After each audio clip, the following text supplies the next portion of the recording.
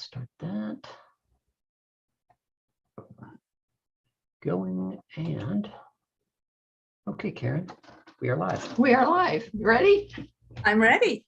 You know, you mentioned in our earlier chat before that you were going to the Stoker Award. Is that what it's called? StokerCon.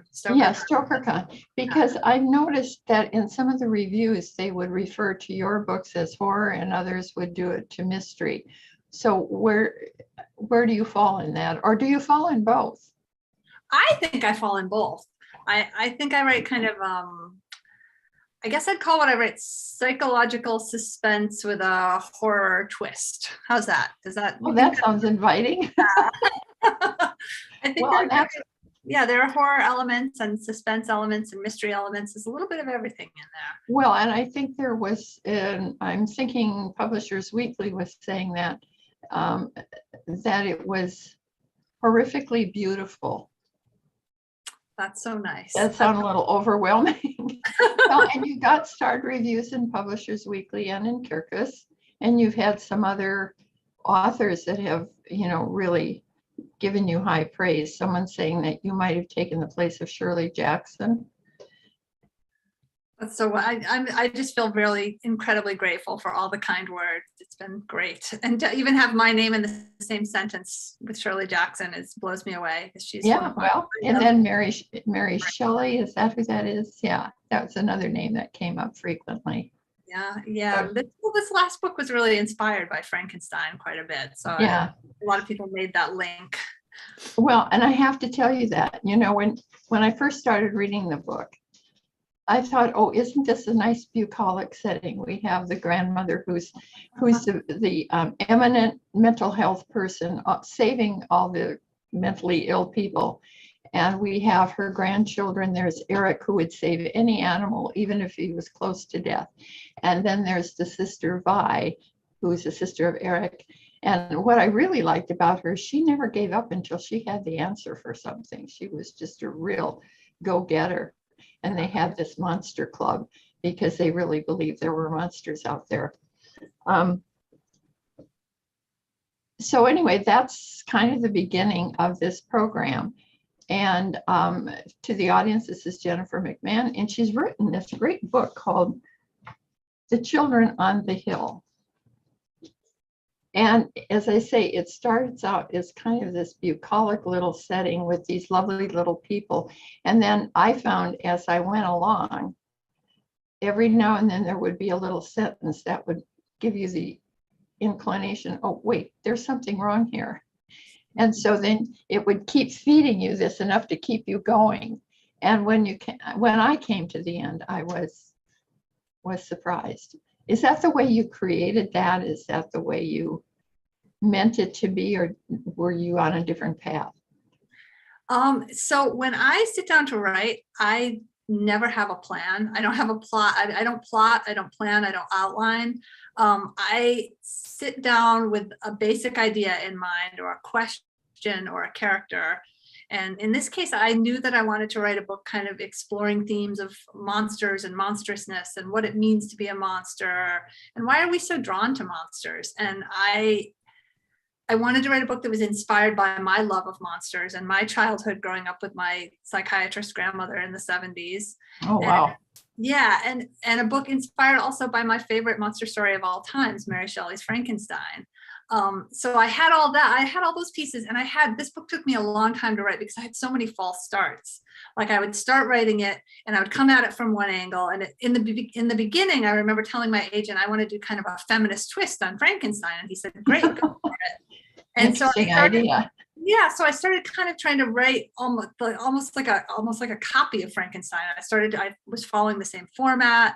I had similar characters, but it just didn't flow and it wasn't working. So I put that away and I tried several different ways in. And it wasn't until I got the character of Vi, the 13-year-old girl, and I got her voice in my head. And the first chapter that I wrote for this version was Vi sitting on her grandmother's porch reading a copy of Frankenstein. And when I had that was sort of my door into the story. Yeah. This is who this story is about. She has a younger brother and they're living with their grandmother who's a psychiatrist, and they're living on the grounds of this hospital.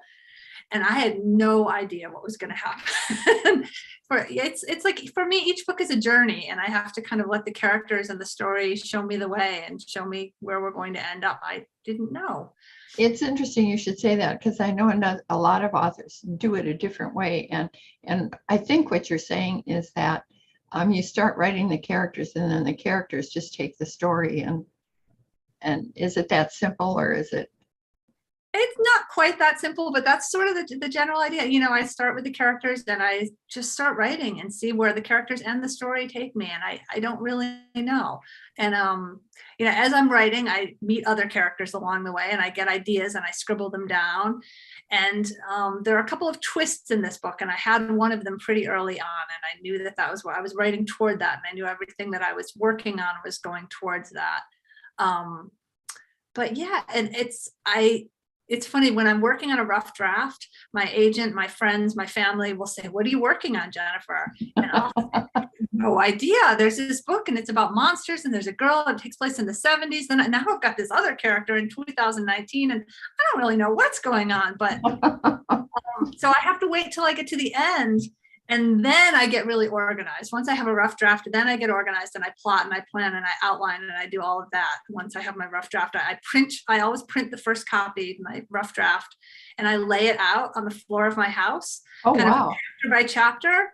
And then I treat it almost like a giant collage. And I'll spend several days doing this, sort of walking around and walking through and moving the beginning to the end and moving chapters around and taking out chapters that just don't belong. And I'll add in, I'll put a piece of paper with a note saying what new scenes I need to add in to make the whole thing flow. And it's only when I can kind of get the bird's eye view of it and start structuring it like that, that I really start to grasp what the story is truly about.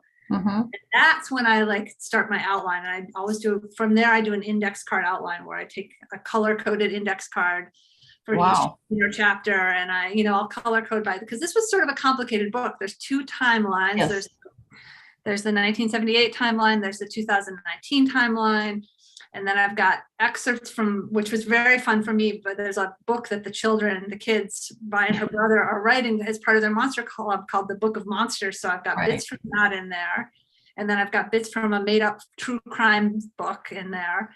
And so I wanted to make sure everything flowed. So I would get out my index cards and do my outline and have, the pink index cards meant that it was from Bai's point of view, and the green ones were from the monster's point of view. And yeah, and then once I had my index cards and I had them laid out and it seemed like it was going to work, then I worked on rewrites from the index cards. Wow, that sounds like a lot of work. It is a lot of work. And, so I have tried outlining and plotting because I'm envious of people who do it, because it seems like they spend a lot less time rewriting. Yeah. A lot of time rewriting, a lot of time trying to organize and wrangle this mess of a thing once I've gotten a rough draft. So I'm envious of the people who just know where they're going and get there and don't spend all that time doing it. But every time I've tried, I get so bored. I just feel, I'll write an outline and I feel completely hemmed in and bored. And part of the fun of writing for me is having no idea what's going to happen next. I'm writing to find out what's going to happen. What are they going to find when they open that door? I don't know. That's why I'm writing. I have to find out. Are there really monsters in this story? I don't know. I had to keep writing to find out. Well, when you find yourself getting bored, how do you get out of that? When I find myself, if I'm writing and I find myself getting bored, then I know I'm going down the wrong path and I need to throw away what I'm doing and start over. It's a clue. Something is drastically wrong. Yeah, and I always feel that way if I'm trying to write from an outline or a plan. I feel like it's not exciting to me at all. So I don't try to do that anymore. I just go back to the seat of your pants writing. Well, and when I started reading this and I was getting this bucolic picture of this family and where they lived and so forth, but as soon as I heard that Gran brought Agnes into the family, I thought, wait a minute. Because I used to work in community behavioral health, and I thought, you don't do that. And that was my first clue that this was going down a different road. But it didn't. And I don't want to go spoil anything. But that was and there are other clues that go along that other people might spot before I did. Yeah. But that was I just remember so well hitting that point and thinking, wait a minute, this isn't the story I thought it was going to be. Oh, that's great. Yeah. And it's fun for me when I'm writing and I get the little surprises like that when I have that revelation, like this isn't the story I thought it was going to be. So Yeah. that's fun. Well, so It's interesting that you said that because I wanted to bring up one of the things. So I grew up in the 70s and I was raised by my grandmother, who was a psychiatrist. And we had a lot of house guests when I was growing up. And in addition to her psychiatrist friends, things were different in the 70s, at least in Connecticut, where I was growing up and in my grandmother's hospital, because there didn't seem to be the confidentiality that we have now and the boundaries we have now. So her patients and ex-patients were guests in our house. They would come for dinner. They would come for holidays. There was a man who came for a week or two every summer and would just stay and be a guest. And he was a wild one because he would walk around naked and drink a bottle of bourbon while he was and they were just, they were characters in our lives, and they were just my grandmother's patients. And we were instructed to be polite and treat them with respect. And that was that. And it was just a normal thing for us to have this like influx of odd characters coming in and out of our lives. So that definitely influenced this, thinking about that. And so where did you get the inspiration for, and maybe you've already addressed this, but let me go back with it anyway. Where did you get the inspiration for? Who is Vi? Who is Eric? And where did you draw from to get those characters? I drew partially from my own childhood and a lot just from my imagination, and I did go back into my own childhood and my own childhood love of monsters and love of reading. But Vi has bits and pieces of me, and Eric has bits and pieces of me. Okay. They're not me, neither of them are me, but they have bits and pieces for sure. And just she shares some of the same loves I had when I was a kid, the reading and the monsters, and just, she's a wildly imaginative kid growing up in this house with her brilliant grandmother, who she worships and wants to be like. She wants to be a doctor when she grows up. I wanted to be a doctor when I grew up because I worshipped my grandmother. And like what happened to that dream? What happened to that dream? Oh, so much. I wasn't smart enough. Life had different things in store for me. Yeah. For sure. I wanted to be a doctor. And I remember one of my earliest memories of my grandmother is her teaching me how to do surgery on my stuffed animals. Oh, gee. It was actually I was like, I want to be a surgeon. And I said, Teddy is sick. And so she taught me how to, we like cut open one of my stuffed animals, and I made little construction paper organs and put them in. And then she taught me how to do real surgical sutures with needle and thread. And it was amazing. It's an amazing memory that, we did that. Boy, that's nothing, you don't forget that kind of stuff. Oh, you don't. And she had all these amazing books, and she was a big reader, but in addition to her regular fiction and nonfiction, she also had lots of medical books. And I loved looking through her medical books. I especially, being a kid, I loved all the gruesome pictures in some of them. Yeah, that was me. Yeah. I was that kid. Well, it sounds though that was a good background for your writing. Oh, definitely. As far as the descriptions and so forth. Now, in one place, it said that you had written 10 novels, but I think it's 12. So this is number 11. Oh, okay. Number 11. Okay. But this is not a series. No, I can't do that. I don't have the attention span for that. I was going to say, have you thought about writing a series? It looks like you've got a lot of material. Yeah, I don't know that I have the attention span. And I feel like once I've put my characters through everything they've gone through, I need to let them be for a little while and let them recover. I don't want to put them through anything else. Do you ever see this becoming? I find myself thinking about my characters. Like this book, I think I could do a sequel. Like I wonder what's happening with the characters the way that I left them. Yeah. They're in my mind a lot lately. I'm wondering what they're up to and how things end up for them. So when you're in that stage, or whatever you want to call it, do you just let your mind wander wherever it wants to go, or do you try to focus it in some direction? I'm thinking if you left it open so that you can pursue it or not. Yeah. I mean, I don't really have any plans to pursue it as a second book, but I did leave, I feel like with the end of every story, there's a sort of a doorway for what could happen next. Yeah. readers to think about that, and I think about that every time I finish a good book, even if things are tied up in this neat, tidy way. I wonder about the characters, right? If we have characters that we fall in love with as we're reading and we get wrapped up with them and we go on this amazing journey with them, it's hard to let them go. And I find myself thinking about them still. And I do that when I'm reading and when I'm writing. At the end of a book, I find myself thinking about them. And I still find myself thinking about characters I wrote years ago, characters in my very first novel. I think about them kind of like you think about your old college roommate, like, oh, I wonder what so-and-so is up to. Did she ever get together with Nikki? Whatever happened? And so I find myself thinking quite fondly of them like that. That's great. Yeah, that's good. Do you ever see any of your books becoming a movie or a television program or, something in the media? Wouldn't that be wonderful?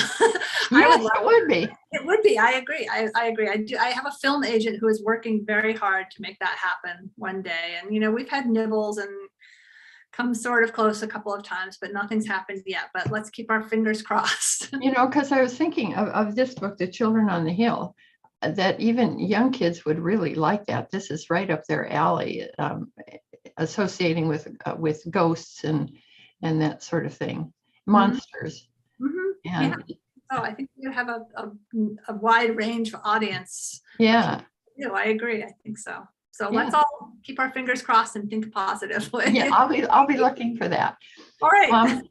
One of the things that I like to, or I often hear from our readers and fans, they'll read your book and then they can't wait for the next one to come out. And you've barely gotten off the chair with this one.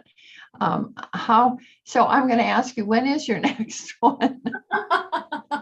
I don't have a date. It's not completely. But you have something in progress. Oh, I do. It's not finished yet, but I do. I have a workable draft of the next book, and I would like to be further along with the next book than I am. But I'll tell you a secret. So during the pandemic, my serious goal was to get on the book a year schedule and to have a new book coming out every year. Yeah. But things got kind of messed up. I wrote a book during the pandemic and I worked really hard on it.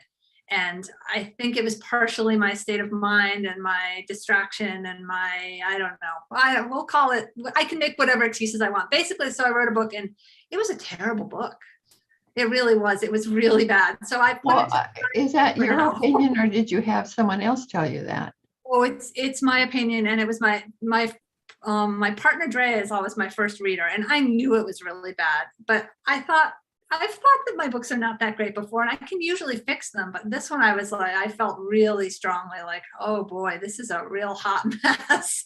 And then I had her read it, and it was actually kind of funny. So she read it, and as she was reading it, we did this thing where we would meet each other in the house, and she kept looking away from me. She wouldn't meet my eyes. And every time I thought, oh no, it really is as bad as I think. Yeah. And she finished it and we talked and she said, so yeah, this is a mess and I don't know how to fix it.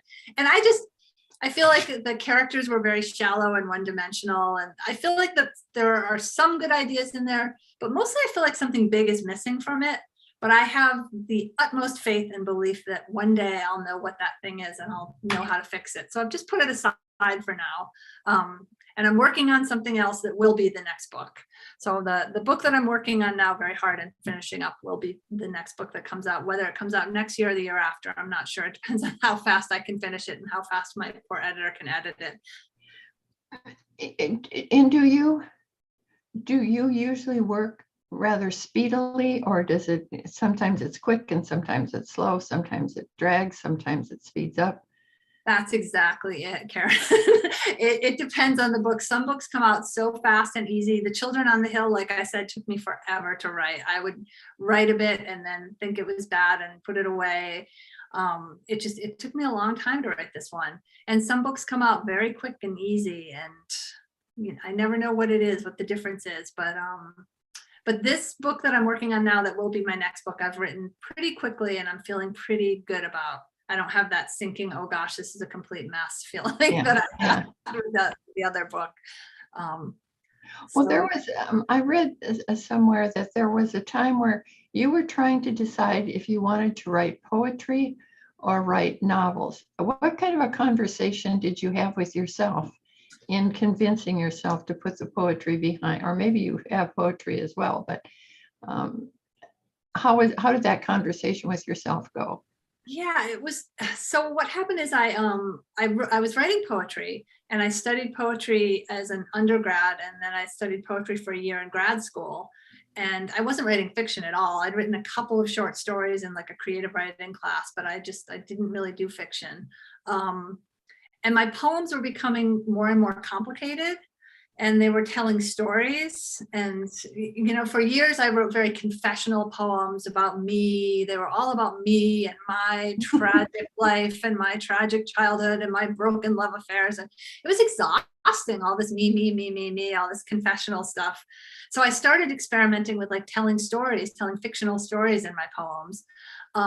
So I was writing longer prose poems that had very little to do with me, and I found that really fun and freeing. And one day I was working on a prose poem that went on for a page, and then 2 pages, and then 5 pages, and 10, 15, and it just kept going on and on. I thought, oh my goodness, I'm writing a short story. And then it kept going, and it was 50 pages, and then it was 100 pages. And then I had a complete crisis because I realized I was writing a novel. I wasn't writing a prose poem. And then I thought, well, what do I know about writing a novel? I've been studying poetry for the past 5 years. I don't know anything about plot. I don't know what I'm doing. So I ended up taking time off from the MFA program to see where the novel writing thing was going to lead me. And I just got hooked. I haven't looked back. I've been writing novels ever since. That first novel is unpublished and shall remain unpublished, but it was a learning experience. Sure. But yeah, I haven't, and the sad thing is I really haven't been able to write a poem. I've written a couple over the last, 20 years it's been now, but not much. Every time I sit down with an idea to write a poem, it turns into the beginning of another novel. You must have a lot of material in there. I do. In your head. But yeah, I miss poetry. I miss writing poetry. I miss the form. And when I'm stuck with my fiction, I'll often turn to reading poetry, and that always re-inspires me and gets me going again and gets me out of my rut.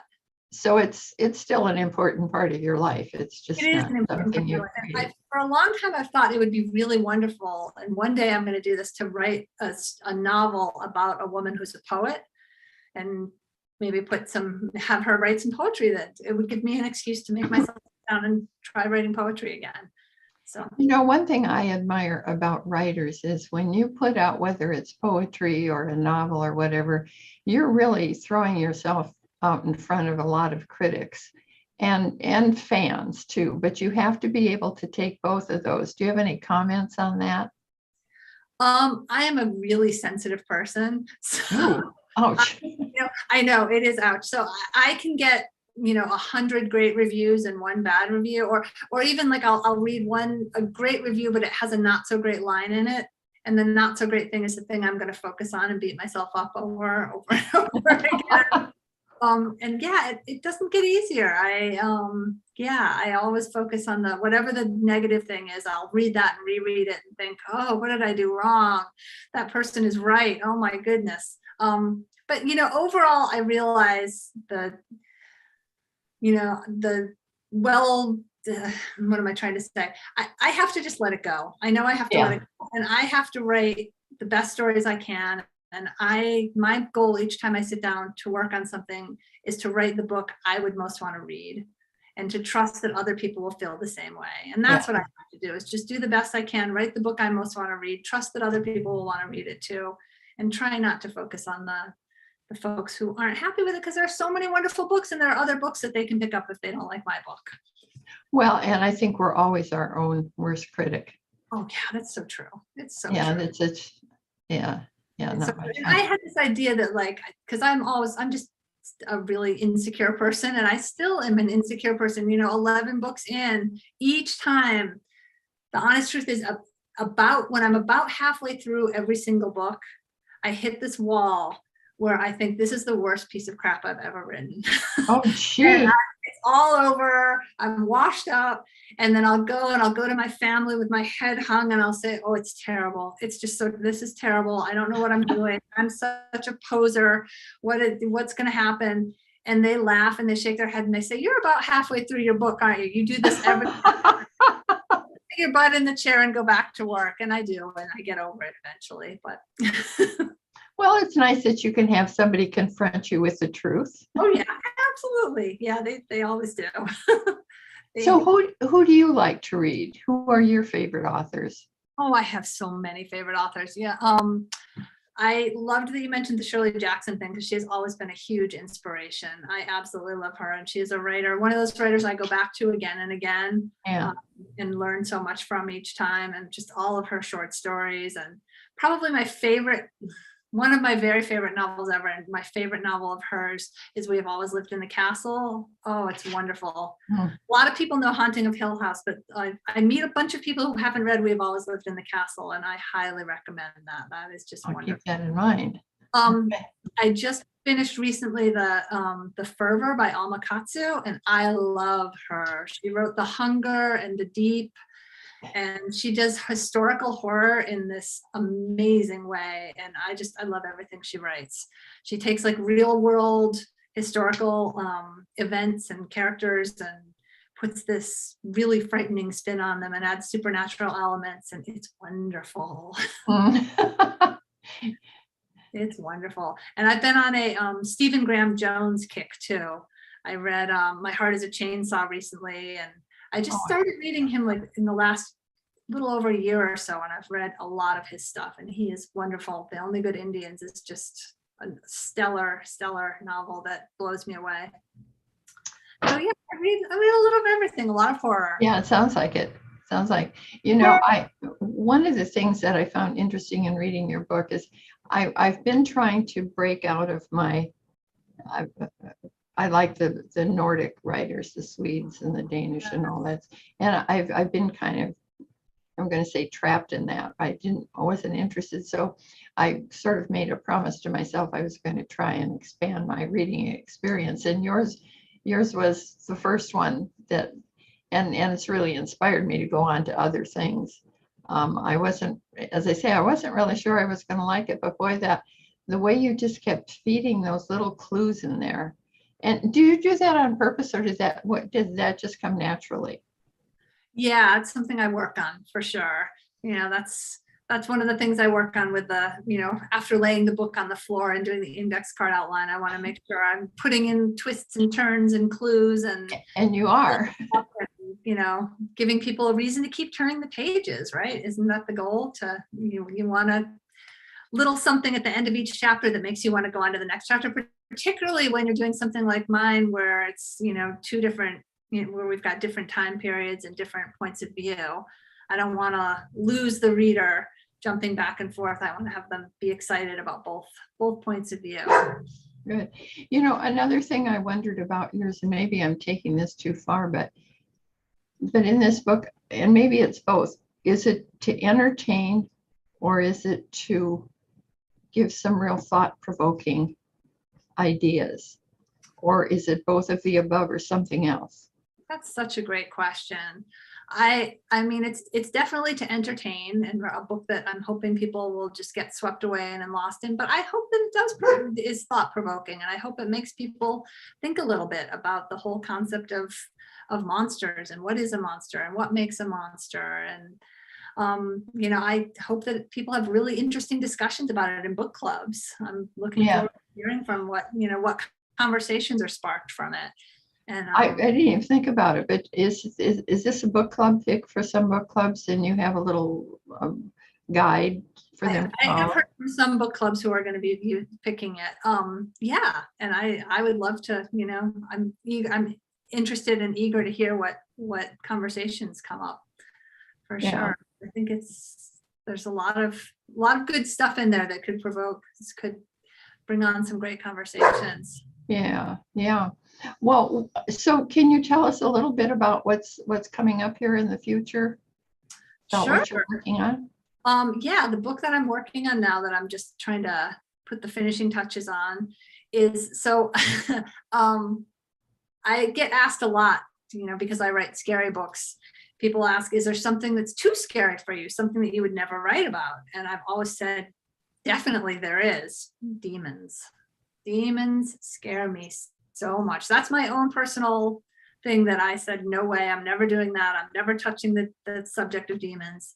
But I guess it's, the last couple of years have forced me to look at so many fears and push me outside my comfort zone in so many ways. I was like, why not? Let's do it. Let's take on this demon book idea. So I'm writing a book about a woman who is taking care of her sick and dying mother. And during the process of caring for her, comes to believe that she is possessed. I'm sorry, that she's what? Possessed by a demon. Oh, okay. Now, is she possessed, or is it just the daughter, kind of going a little crazy and very sick with grief and overwrought and imagining things? I don't know. I'm not sure yet. I have to get to the very end to figure it out. I think I know. But we'll see. But yeah, I'm scaring myself. Good. I'm scaring myself with it, which is a good thing. And one thing I've noticed throughout this conversation we've had is you seem just very happy with writing and your writing life, and you're not.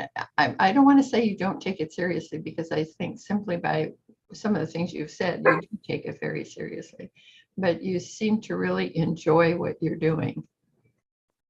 Oh, I do. I love what I'm doing. I have the best job in the whole world. I get to stay home and do what I love most and make a living from it. I sit in front of the computer and never know where I'll end up at the end of the day. Isn't writing a pretty solitary kind of? It is. Yeah, and you like that. I like that, but I also, through my writing, I have met the most incredible community of other writers and readers and booksellers and librarians. And I feel really connected to people because of that. I feel like it's opened so many doors. And yeah, I'm a big introvert, but I also love getting out and talking books with people and talking about writing with people. And I've just been so thrilled to be able, I had my first in-person events last week for the past couple of years. Yes, I think you mentioned that. Yeah. I loved it. I love connecting with people and being in the same room with people. And yeah, it's wonderful. I love all of it. I love every part of it. I love talking about it. I love doing it. I love it.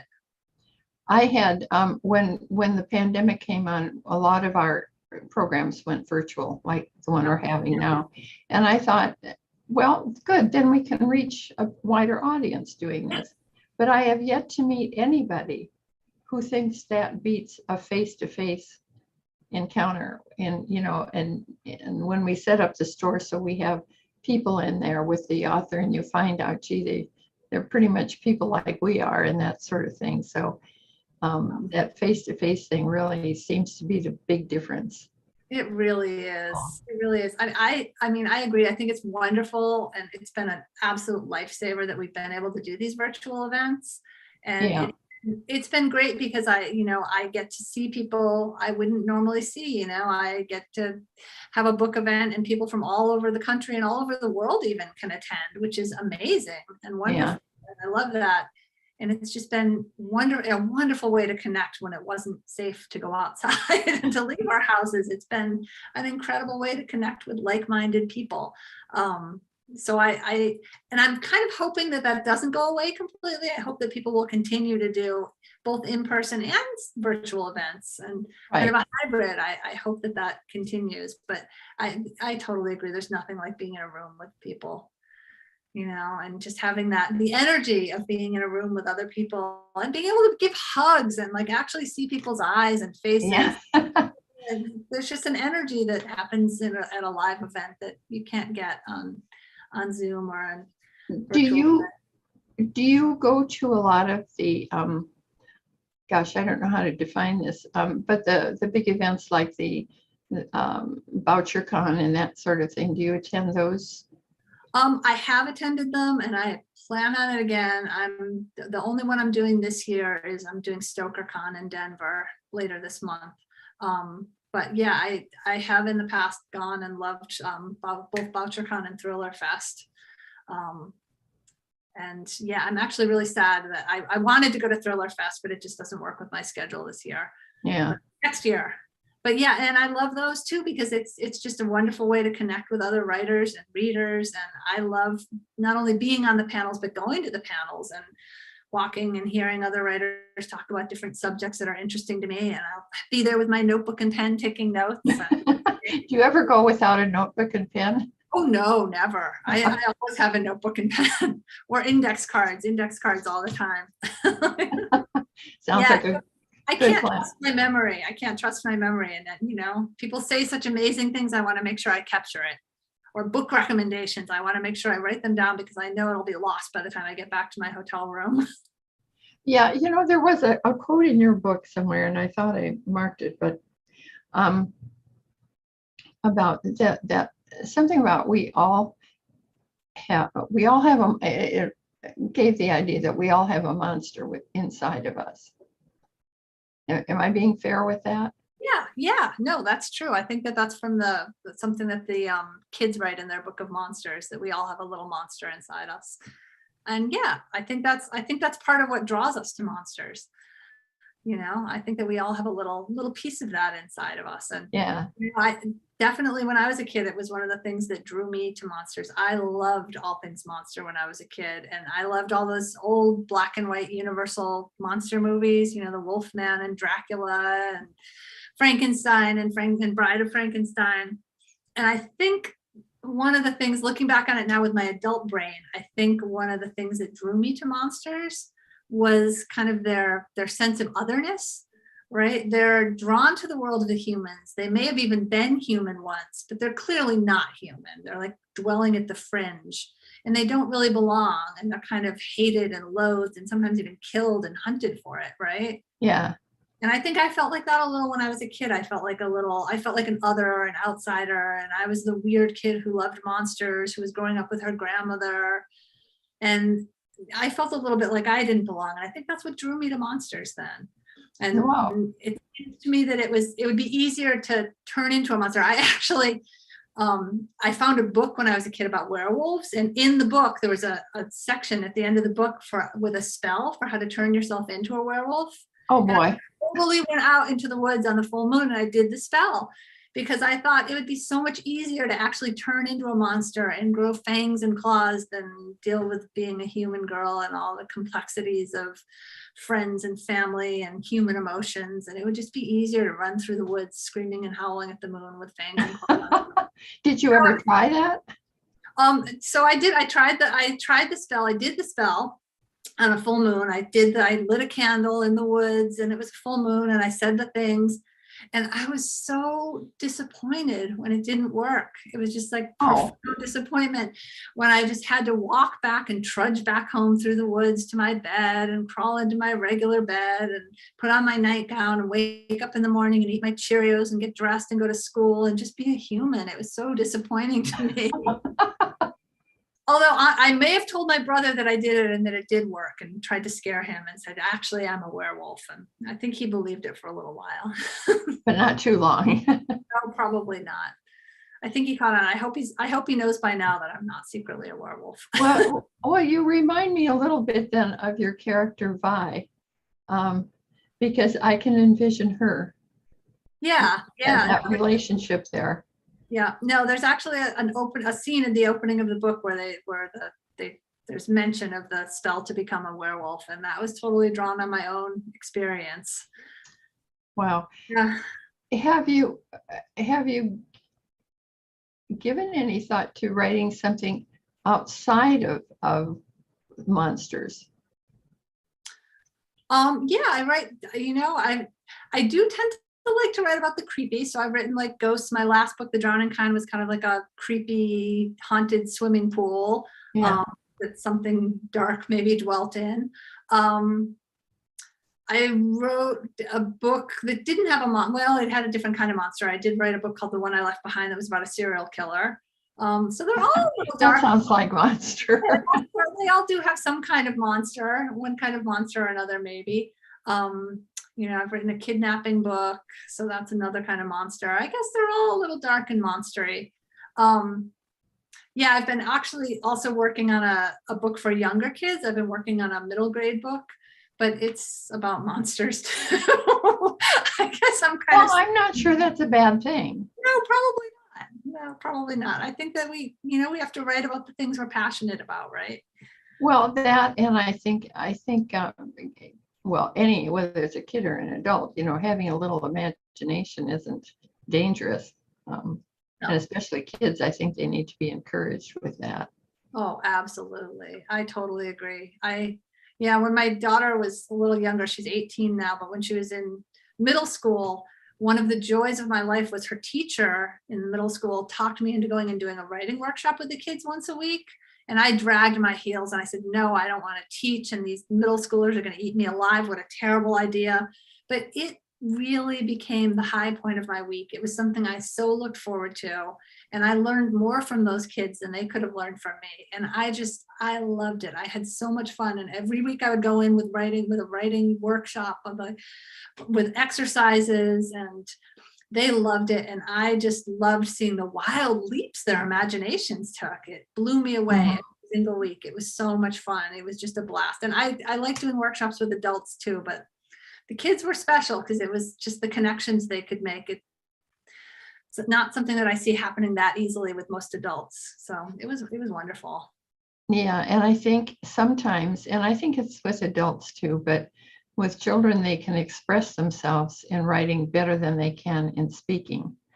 And I don't know that that's a matter of vocabulary as much as really there's something safer in writing it down than saying it out loud to someone else. There is. No, I totally agree. Yeah, there is. And drawing too. They really like drawing. Oh, yeah. The illustrations and the writing together. Oh, it's great. It's Yeah, magic. they can tell great stories Yeah. if we only knew how to read them.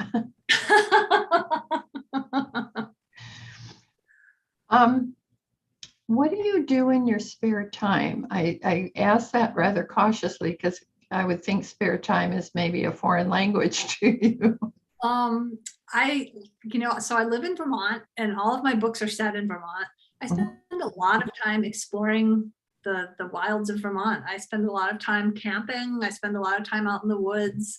I have a dog. I spend a lot of time walking my dog, exploring out of the way places, dragging my family to out of the way places. I love going to places around in Vermont and around New England that are supposedly haunted and visiting that sort of place. Yeah, just normal stuff, spending time outside. I try to go for a walk every single day, no matter what the weather is, because it helps me stay sane. Of course, I tend to, we have a beautiful cemetery not far from where I live. So often it's the cemetery walk with the dog. I see the makings of a story here. So yeah, I spend a lot of time walking, and I do a little gardening. I'm not much of a gardener, but I love camping. I spend a lot of time camping when the weather's warm enough. What do you, I read in an interview they had with you, what you would encourage young people, well, or any age people who would like to write a story or a book and get published. What I know that when in the store we have people that come in with their self-published books and they want us to sell them. And I am sure there are some real gems out there, but you'd have to read a lot of them to find the gems. So what is your advice to people that would like to have the kind of career you have? Oh boy, that's a hard one. I think I am where I am partially because of hard work and partially because of, perseverance, for sure, sticking with it, because I was rejected over and over and over. It took me, what was it? It was 2 agents, 7 years, 4 novels before I finally got published. So it's about, you have to be resilient. You have to be resilient. And the number one piece of advice I give people is to write the book you most want to read. I think a lot of first-time authors in particular don't do that. People are writing what they think the audience, what they think there's a big market for. Yeah. People are writing for the market, or people are writing to impress other people. People are writing, you know, and that's what my first few novels were. You know, my first few novels were kind of what I thought someone in an MFA program would expect of me if I turned from poetry to fiction. And they, you know, they were kind of quiet, literary, not much happened in them. And only when I sat down and asked myself that question, what's the book I most want to read? Yeah. It came back loud and clear, a ghost story. That's when I sat down and wrote the book that I got most excited about, that became my first published novel, Promise Not to Tell, which was a murder mystery ghost story. And I should have asked myself that from the beginning. And it's such an important question. Well, and you're so fortunate to have seen that, because I think there are a lot of authors that don't see that. And I totally agree with you. I think that's terrific. Yeah. Patrick has come back. Did we get some questions? Not yet. Oh, okay. Not yet. Okay, we don't have to take any questions yet. No, I like that concept of, you know, writing what you're interested in, what you like, and that kind of thing. Yeah, and it's, you should also, you know, if the writing, going back to what we were talking about earlier, if you're bored, if your writing is not exciting you as you're sitting down writing it, you're doing something wrong. Writing should be exciting to you. You know, it should feel like you should feel a rush when you're doing it. Not all the time. There are days when I want to bang my head against the wall and it's a slow slog, but overall you should be excited about it. Well, and I think one thing too that you said, either directly or indirectly, you know, you have to some degree be your own critic, and that can get you down. But at the same time, one of the things that I think too many of us ignore is that the stumbling blocks we have and the mistakes we make are what we can learn from to become successful. But you can't be successful without having a few of those.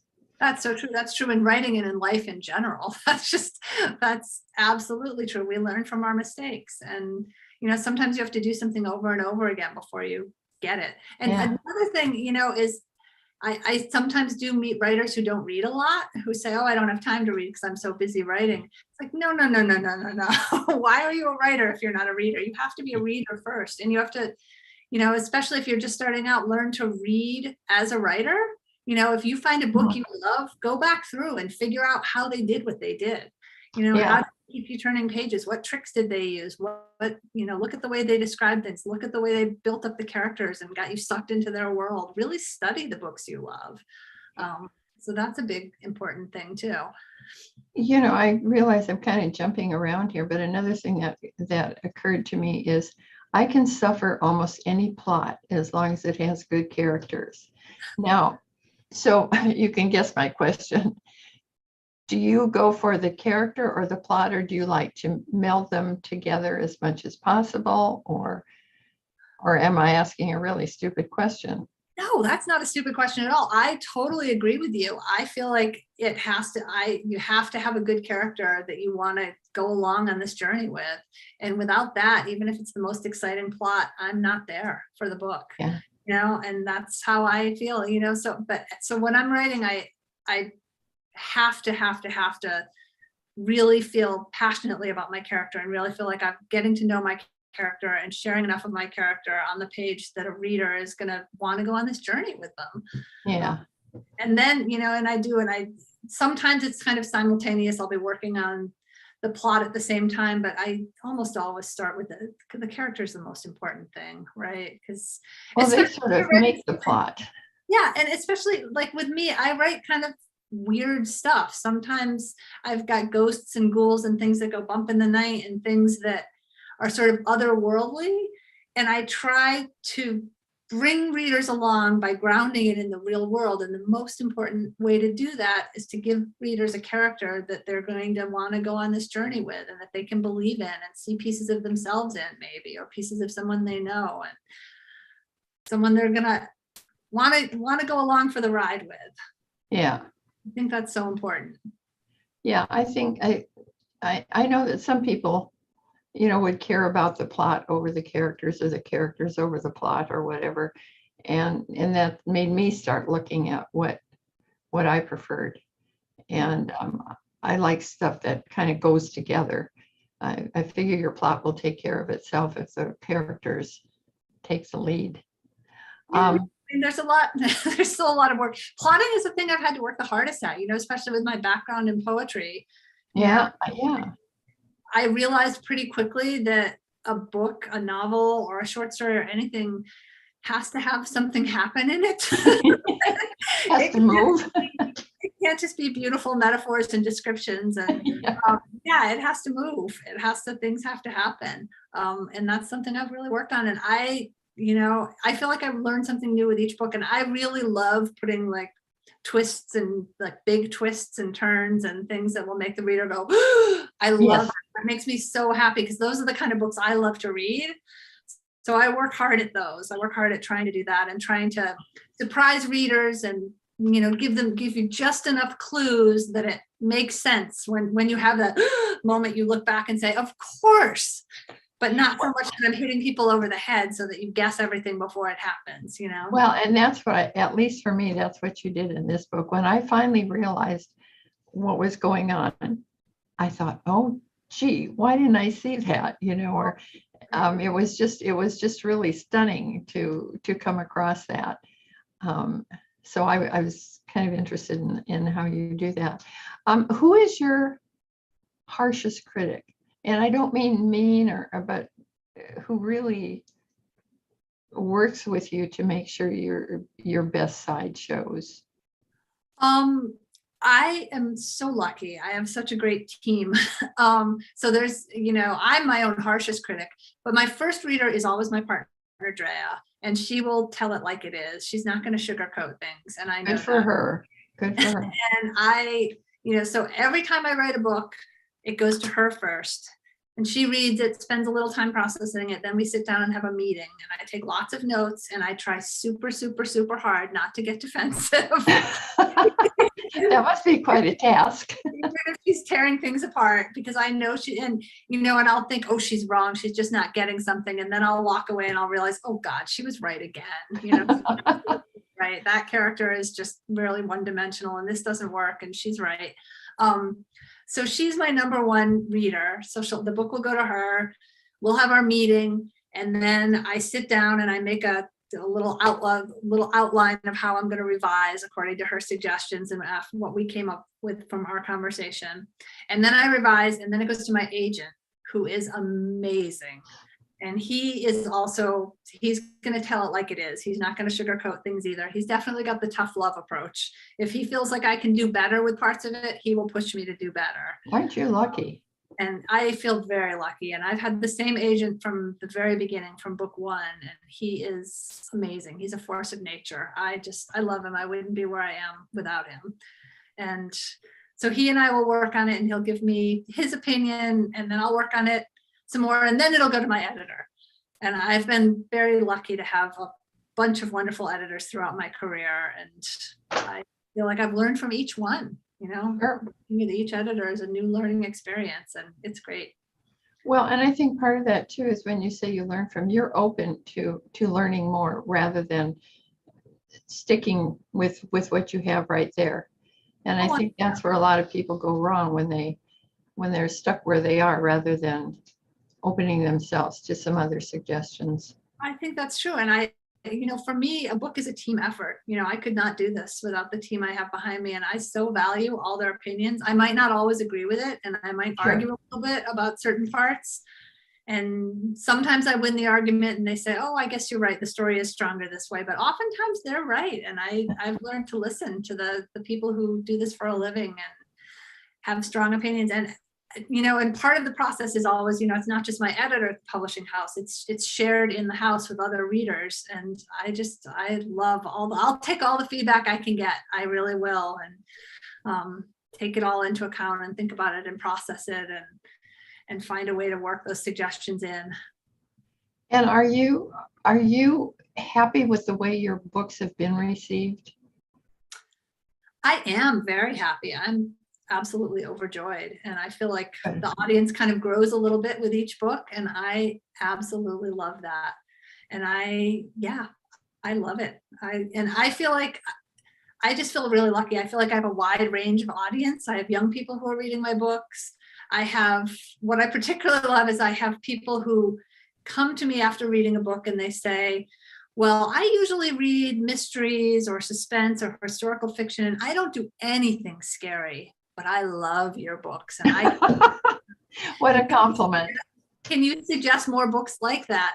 So I feel like my books, I was hanging out with some horror author friends at one point, and I said, I think that my books are like the gateway into the horror world. You know, someone who doesn't normally read that kind of stuff will pick it up and read it and get excited and come to me and say, what else can I read that's a little like this, that goes to dark places like this, and maybe has a little supernatural stuff in it.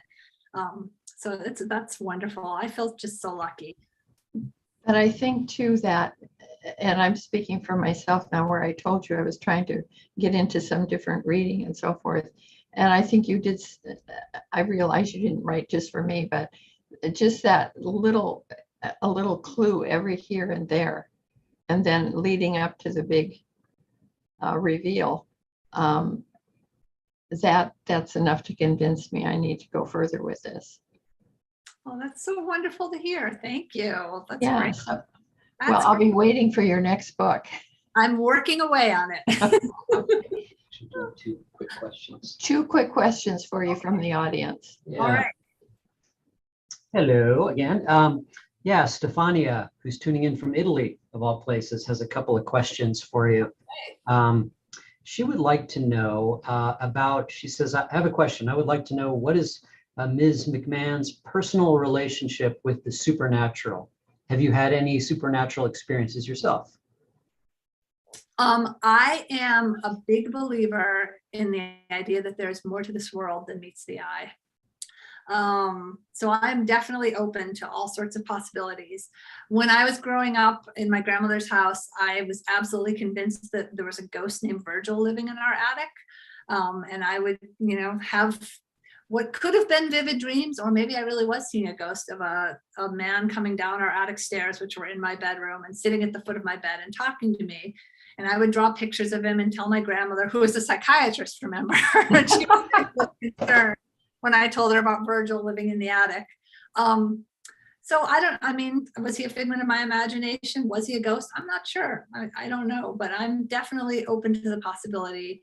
I have a great deal of respect for people with all sorts of different beliefs who believe in spirits and ghosts and all of that. I spend a lot of time visiting supposedly haunted places, looking for signs.